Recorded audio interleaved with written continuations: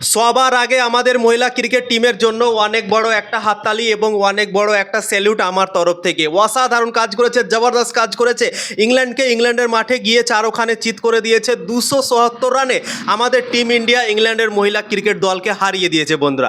একদিকে আমাদের মেন্স দল খুবই খারাপভাবে ইংল্যান্ডের কাছে 4-0 হোয়াইট ওয়াশ হয়ে গেল টি-20 ক্রিকেটে, এবং মনে হচ্ছে কি আমাদের মহিলা ক্রিকেট দল রেগে গিয়েছিল এটাতে, এবং ইংল্যান্ডের মহিলা দলের ওপর রাগটা ছেড়ে দিয়েছে বন্ধুরা। 274 রানে ম্যাচ জিতে নেওয়া সত্যি খুবই কঠিন কাজ, এবং সেই কঠিন কাজটা আমাদের মহিলা ক্রিকেট দল আজকে করে দেখিয়েছে। লর্ডস ক্রিকেট গ্রাউন্ডে এই ম্যাচটা জিতেছে, এবং লর্ডস ক্রিকেট গ্রাউন্ডে প্রথম ম্যাচ হচ্ছিল মহিলাদের টেস্ট ম্যাচ, এবং প্রথম ম্যাচই আমাদের টিম ইন্ডিয়া জয় করে নিল।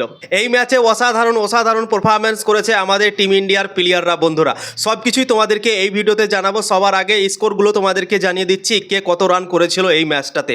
টিম ইন্ডিয়া প্রথমে ব্যাটিং করেছিল এবং 285 রানে অল আউট হয়ে গিয়েছিল। সব থেকে বেশি রান করেছিল আমাদের স্মৃতি মান্ধানা, 83 রান করেছিল। সেকেন্ড হাইয়েস্ট স্কোর করেছিল আমাদের ক্যাপ্টেন হরমনপ্রীত কৌর, 58 রান করেছিল।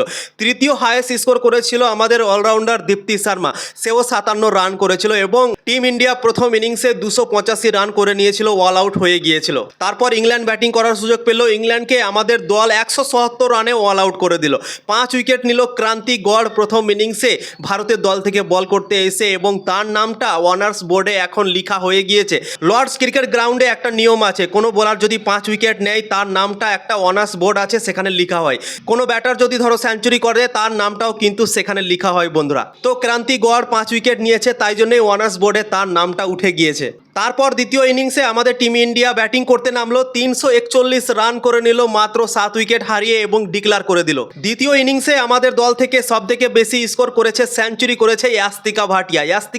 113 রানে ইনিংস খেলেছে, এবং ওয়ানার্স বোর্ডে তার নামটা কিন্তু উঠে গিয়েছে বন্ধুরা। তো ভারতের দুটো প্লেয়ারের নাম উঠে গিয়েছে লর্ডস ক্রিকেট গ্রাউন্ডের ওয়ানার্স বোর্ডে, একটা হচ্ছে ক্রান্তি গড় আর একটা হচ্ছে ইয়াস্তিকা ভাটিয়া। ক্রান্তি গড় 5 উইকেট নিয়েছে এবং ইয়াস্তিকা ভাটিয়া 113 রান করেছে। তো এই দুজনের নামটা উঠে গিয়েছে বন্ধুরা।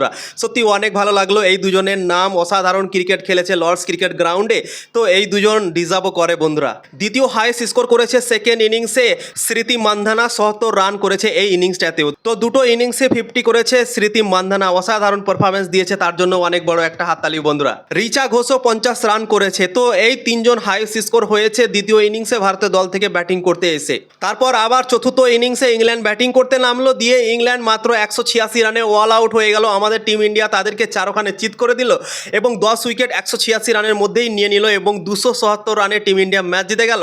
এবং সেকেন্ড ইনিংসে ভারতের দল থেকে সব থেকে বেশি উইকেট নিল স্নেহা রানা, 4 উইকেট নিল বন্ধুরা। টিম ইন্ডিয়া অসাধারণভাবে 277 রানে ম্যাচও জিতে গেল, এবং ইতিহাসও তৈরি করে দিল। লর্ডস ক্রিকেট গ্রাউন্ডে প্রথম ম্যাচ হচ্ছিল, এবং প্রথম ম্যাচই আমাদের টিম ইন্ডিয়া জিতে নিল বন্ধুরা। তো ইংল্যান্ড এখন পর্যন্ত ইংল্যান্ডের মাটিতে জিততে পারেনি, ভারতকে হারাতে পারেনি। ভারতের দল ইংল্যান্ডের মাটিতে 3টে ম্যাচ জিতেছে, এখন পর্যন্ত ইংল্যান্ড ভারতকে হারাতে পারেনি। একটা ম্যাচ ইংল্যান্ড জিতেছে ভারতের কাছে, তাও আবার ভারতের মাটিতে ওটা জিতেছে বন্ধুরা, ইংল্যান্ডের মাটিতে জিততে পারেনি। তো আমাদের মহিলা ক্রিকেট দল ইংল্যান্ডের ওপর টেস্ট ক্রিকেটে ভারী আছে।